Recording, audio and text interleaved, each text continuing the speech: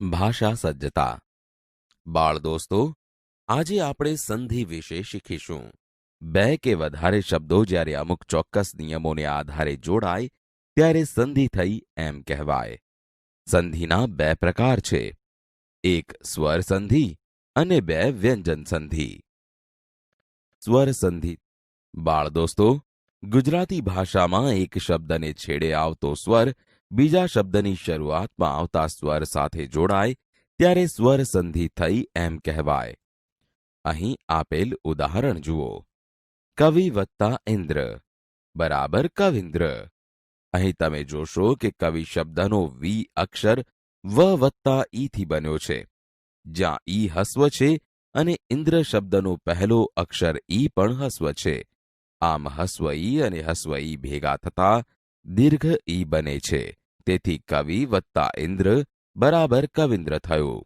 તમે અહીં ધ્યાનથી જોયું હશે કે હસ્વ ઈ પણ સ્વર છે અને બીજો હસ્વ ઈ પણ સ્વર છે. આ રીતે બંને સ્વર ભેગા થવાથી તેને સ્વર સંધિ કહેવાય છે. બાળ દોસ્તો, અહીં આપેલ પહેલો નિયમ સમજો. જુઓ, અ વત્તા અ બરાબર આ થાય છે. હવે ઉદાહરણ જુઓ. સૂર્ય વત્તા અસ્ત બરાબર સૂર્યાસ્ત. અહીં તમે જોશો કે સૂર્ય શબ્દમાં ય અક્ષરમાં અ બોલાય છે, વત્તા અસ્ત શબ્દનો પહેલો અક્ષર અ બોલાય છે, એટલે કે તે બંને ભેગા થતાં સૂર્યાસ્ત શબ્દ બન્યો. હવે અહીં આપેલ બીજો નિયમ સમજો. જુઓ, અ વત્તા આ બરાબર આ થાય છે. હવે ઉદાહરણ જુઓ. શિવ વત્તા આલય બરાબર શિવાલય. અહીં તમે જોશો કે શિવ શબ્દમાં વ પછી અ બોલાય છે, વત્તા આલય શબ્દનો પહેલો અક્ષર આ બોલાય છે. આમ આ રીતે બંને ભેગા થતા શિવ વત્તા આલય બરાબર શિવાલય શબ્દ બને છે. તેવી જ રીતે આગળનો નિયમ જુઓ. જુઓ, આ વત્તા અ બરાબર આ થાય છે. હવે ઉદાહરણ જુઓ. વિદ્યા વત્તા અર્થી બરાબર વિદ્યાર્થી. તેવી જ રીતે આગળનો નિયમ જુઓ. આ વત્તા આ બરાબર આ થાય છે. આ નિયમ અનુસાર દયા વત્તા આનંદ બરાબર દયાનંદ થાય છે. બાળ દોસ્તો, તમે આગળ અ અને આની સંધિ શીખ્યા છો. અહીં હસ્વ ઈ અને દીર્ઘ ઈની સંધિના કેટલાક ઉદાહરણો જુઓ. રવિ વત્તા ઇન્દ્ર બરાબર રવિન્દ્ર. અહીં તમે જોશો કે રવિ શબ્દના વી અક્ષરમાં હસ્વ ઈ છે તથા ઇન્દ્ર શબ્દનો પહેલો અક્ષર ઈ પણ હસ્વ ઈ છે. તે બંને હસ્વ ઈ ભેગા થતા દીર્ઘ ઈ બને છે. આમ આ રીતે રવિ વત્તા ઇન્દ્ર બરાબર રવિન્દ્ર શબ્દ બને છે, જ્યાં વી દીર્ઘ બન્યો છે. તેવી જ રીતે આગળનું ઉદાહરણ જુઓ. પરી વત્તા ઈક્ષા બરાબર પરીક્ષા. અહીં પણ તમે જોશો કે પરી શબ્દના રી અક્ષરમાં હસ્વ ઈ છે, જ્યારે ઈક્ષા શબ્દનો પહેલો અક્ષર ઈ દીર્ઘ છે, જેના કારણે પરીક્ષા શબ્દનો રી દીર્ઘ બન્યો છે. હવે ત્રીજું ઉદાહરણ જુઓ. દેવીચ્છા, જેમાં દેવી શબ્દના વી અક્ષરમાં ઈ દીર્ઘ છે અને ઈચ્છા શબ્દનો પહેલો અક્ષર ઈ હસ્વ છે. તેથી તેની સંધિ દીર્ઘ ઈ થાય છે, એટલે કે દેવી વત્તા ઈચ્છા બરાબર દેવીચ્છા થશે. હવે ચોથું ઉદાહરણ જુઓ. રજનીશ. અહીં બંને શબ્દોમાં ઈ દીર્ઘ છે, એટલે કે અહીં રજની શબ્દના ની અક્ષરમાં ઈ દીર્ઘ છે અને ઈશ શબ્દનો પહેલો અક્ષર ઈ દીર્ઘ છે. તેથી રજની વત્તા ઈશ ભેગા થતા રજનીશ શબ્દ બને છે. બાળ દોસ્તો, હવે આપણે હસ્વ ઉ અને દીર્ઘ ઉની સંધિ વિશે જાણીએ. અહીં આપેલ ઉદાહરણ જુઓ. સુ વત્તા ઉક્તિ બરાબર સુક્તિ. આ ઉદાહરણ બરાબર ધ્યાનથી જુઓ. અહીં સુ અક્ષરમાં હસ્વ ઉ છે, જે ઉક્તિ શબ્દના હસ્વ ઉ સાથે જોડાય છે. અહીં ઉક્તિ શબ્દનો પહેલો અક્ષર ઉ પણ હસ્વ છે. જ્યારે સંધિ થાય ત્યારે સુ વત્તા ઉક્તિ બરાબર સુક્તિ શબ્દ બને છે, જેમાં સુક્તિ શબ્દનો સુ દીર્ઘ બને છે. હવે બીજું ઉદાહરણ જુઓ. સિંધુર્મી. અહીં સિંધુ વત્તા ઉર્મી શબ્દોમાં સિંધુ શબ્દના ધુ અક્ષરમાં હસ્વ ઉ છે, જે ઉર્મી શબ્દના દીર્ઘ ઉ સાથે જોડવાથી ધુ દીર્ઘ બને છે. આમ આ રીતે સિંધુ વત્તા ઉર્મી બરાબર સિંધુર્મી શબ્દ બને છે.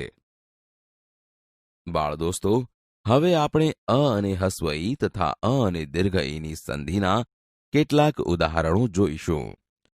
હવે પહેલું ઉદાહરણ જુઓ. ઉપવત્તા ઇન્દ્ર બરાબર ઉપેન્દ્ર, જેમાં અ અને હસ્વ ઈની સંધિ થતા એ બને છે. જેમ કે ઉપ શબ્દના પ અક્ષરમાં અ છે અને ઇન્દ્ર શબ્દનો પહેલો અક્ષર હસ્વ ઈ છે. તેથી તે બંને ભેગા થતા ઉપવત્તા ઇન્દ્ર બરાબર ઉપેન્દ્ર શબ્દ બને છે. હવે બીજું ઉદાહરણ જુઓ. યથા વત્તા ઇષ્ટ બરાબર યથેષ્ટ, જેમાં આ અને હસ્વ ઈ ભેગા થવાથી પણ એ થાય છે. જેમ કે યથા શબ્દના થા અક્ષરમાં આ છે તથા ઇષ્ટ શબ્દનો પહેલો અક્ષર હસ્વ ઈ છે, જેની સંધિ યથા વત્તા ઇષ્ટ બરાબર યથેષ્ટ થાય છે. હવે ત્રીજું ઉદાહરણ જુઓ.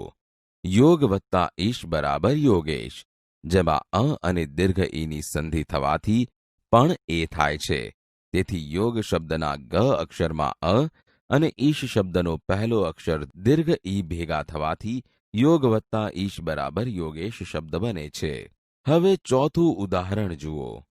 ઉમા વત્તા ઈશ બરાબર ઉમેશ, અહીં આ અને દીર્ઘ ઈ ભેગા થવાથી ઉમા વત્તા ઈશ બરાબર ઉમેશ શબ્દ બને છે. જેમાં ઉમા શબ્દના મા અક્ષરમાં આ અને ઈશ શબ્દનો પહેલો અક્ષર દીર્ઘ ઈ ભેગા થાય છે. બાળ દોસ્તો, હવે આપણે અ અને હસ્વ ઉ, અ અને દીર્ઘ ઉની સંધિ તથા આ અને હસ્વ ઉ, આ અને દીર્ઘ ઉની સંધિના ઉદાહરણ જાણીશું. હવે પહેલું ઉદાહરણ જુઓ. સૂર્યોદય, જેમાં સૂર્ય શબ્દના ય અક્ષરમાં અ અને ઉદય શબ્દનો પહેલો અક્ષર હસ્વ ઉ ભેગો થતા સૂર્ય વત્તા ઉદય બરાબર સૂર્યોદય થાય છે. એટલે કે અ વત્તા ઉ બરાબર ઓ થયેલ જુઓ. હવે બીજા ઉદાહરણમાં જુઓ. પ્રણયોર્મી, જેમાં પ્રણય શબ્દના ય અક્ષરમાં અ અને ઉર્મી શબ્દનો પહેલો અક્ષર દીર્ઘ ઉ છે. તે બંને ભેગા થતા અ વત્તા ઉ બરાબર ઓ, એટલે કે પ્રણય વત્તા ઉર્મી બરાબર પ્રણયોર્મી બને છે. હવે ત્રીજું ઉદાહરણ જુઓ. મહા વત્તા ઉદય બરાબર મહોદય, જેમાં મહા શબ્દના હા અક્ષરમાં આ અને ઉદય શબ્દનો પહેલો અક્ષર હસ્વ ઉ ભેગો થતા મહા વત્તા ઉદય બરાબર મહોદય થાય છે.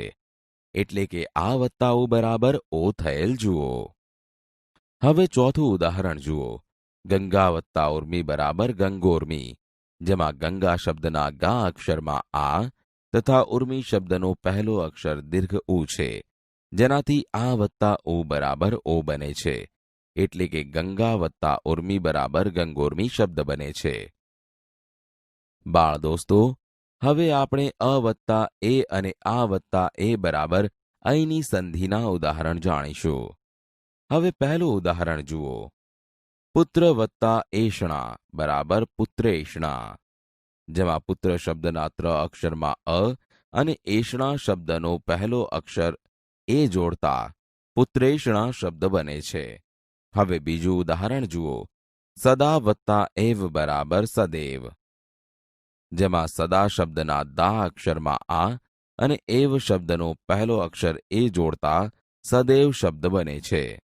બાળ દોસ્તો, હવે આપણે અ વત્તા રૂ અને આ વત્તા રૂ બરાબર અરની સંધિના ઉદાહરણ જાણીશું.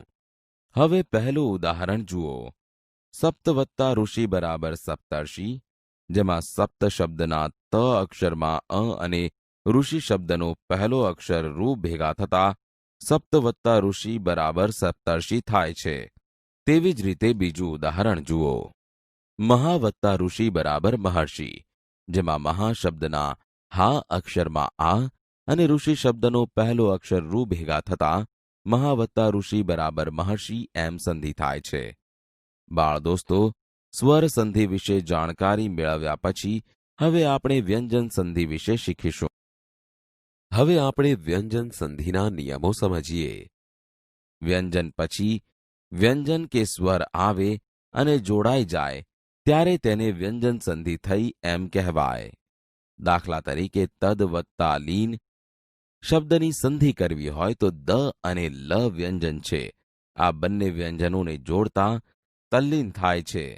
ત વર્ગ એટલે કે દંત્ય વ્યંજનો ત, થ, દ, ધ, ન એ વ્યંજનો સાથે લ વ્યંજન આવે તો દંત્ય વ્યંજનો લ થાય છે. વ્યંજન સંધિ સમજવા માટે અહીં આપેલા કોષ્ટક સમજો. ક વર્ગના વ્યંજનો ક, ખ, ગ, ઘ છે, જેનો અનુનાસિક ઉચ્ચાર છે. ચ વર્ગના વ્યંજનો ચ, છ, જ, ઝ છે, જેનો અનુનાસિક ઉચ્ચાર છે. ટ વર્ગના વ્યંજનો ટ, ઠ, ડ, ઢ છે, જેનો અનુનાસિક અણ છે. ત વર્ગના વ્યંજનો ત, થ, દ, ધ છે, જેનો અનુનાસિક ન છે. પ વર્ગના વ્યંજનો પ, ફ, બ, ભ છે, જેનો અનુનાસિક મ છે. જુઓ પહેલો નિયમ. અનુનાસિક સિવાયના વ્યંજન પછી સ્વર કે ઘોષ વ્યંજન આવે તો તે વ્યંજનની જગ્યાએ તેના જ વર્ગનો ત્રીજો વ્યંજન મુકાય. બાળ દોસ્તો, હવે પહેલું ઉદાહરણ જુઓ. જગત વત્તા ઈશ બરાબર જગદીશ. અહીં જગત શબ્દમાં ત એ ત વર્ગનો વ્યંજન છે. અહીં ત વર્ગનો ત્રીજો વ્યંજન ત, થ, દ એટલે કે દ વપરાયો છે. તેથી જગત વત્તા ઈશ બરાબર જગદીશ બન્યું. તેવી જ રીતે બીજું ઉદાહરણ જુઓ. ષટ વત્તા યંત્ર બરાબર ષડયંત્ર. જેમાં ષટ શબ્દમાં ટ એ ટ વર્ગનો વ્યંજન છે. અહીં ટ વર્ગનો ત્રીજો વ્યંજન ટ, ઠ, ડ એટલે કે ડ વપરાયો છે. એટલે કે ષટ વત્તા યંત્ર બરાબર ષડયંત્ર બન્યું. હવે ત્રીજું ઉદાહરણ જુઓ. દિક વત્તા અંત બરાબર દિગંત. અહીં દિક શબ્દમાં ક વર્ગનો ત્રીજો વ્યંજન ક, ખ પછી ગ આવે અને તે વપરાતા દિગંત શબ્દ બને છે. બાળ દોસ્તો, હવે આપણે વ્યંજન સંધિનો બીજો નિયમ સમજીએ. અનુનાસિક સિવાયના કોઈ પણ અઘોષ વ્યંજન આવે ત્યારે આગળના વ્યંજનને બદલે તેના જ વર્ણનો પહેલો વ્યંજન મુકાય. અહીં આપેલા ઉદાહરણ જુઓ. શરદ વત્તા પ્રકોપ બરાબર શરત પ્રકોપ. અહીં તમે જોશો કે દ વ્યંજનને બદલે તેના જ વર્ગનો પહેલો વ્યંજન એટલે કે ત જોડાય છે અને આ ત વ્યંજન પ્ર સાથે જોડાઈને સંધિ થઈ. જુઓ, શરદ વત્તા પ્રકોપ બરાબર શરત પ્રકોપ. બાળ દોસ્તો, હવે આપણે વ્યંજન સંધિનો આગળનો નિયમ સમજીએ. ત વર્ગના વ્યંજનો એટલે કે ત, થ, દ અને ધ પછી જો ચ વર્ગનો વ્યંજન એટલે કે ચ, છ, જ, ઝ કે શ આવે તો ત વર્ગના વ્યંજનને બદલે તેને મળતો ચ વર્ગનો વ્યંજન આવે. હવે પહેલું ઉદાહરણ જુઓ. સત વત્તા જન બરાબર સજ્જન.